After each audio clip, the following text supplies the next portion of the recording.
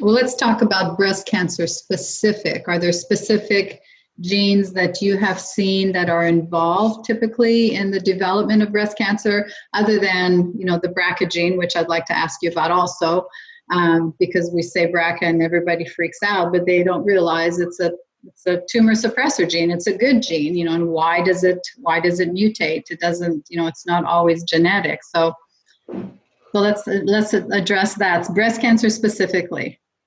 So breast cancer specifically, there are certain genes that you want to look for breast cancer. Certainly, the BRCA genes are just one. Those are tumor suppressor genes, not just in breast cancer, but any hormonally driven cancers. And what people struggle with the BRCA genes is that typically, if they go through their oncologist, they're only going to check 2, 3, 4, 5 of the main BRCA genes, where there's dozens and dozens of BRCA genes. Wow.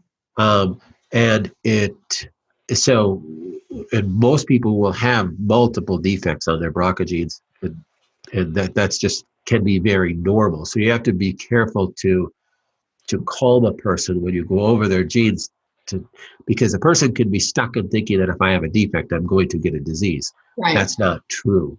So, but you definitely look at the BRCA genes with any type of hormonally driven cancer.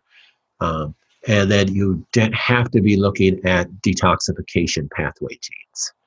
And maybe even more important than the tumor suppressor genes, it's that detoxification pathway genes.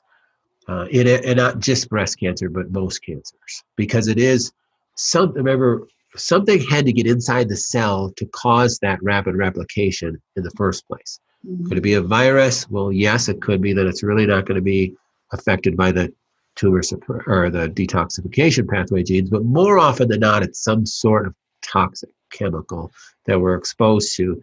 Hence, the rise in cancers across the world in the last 50 years, because the rise in chemical use and how that correlates.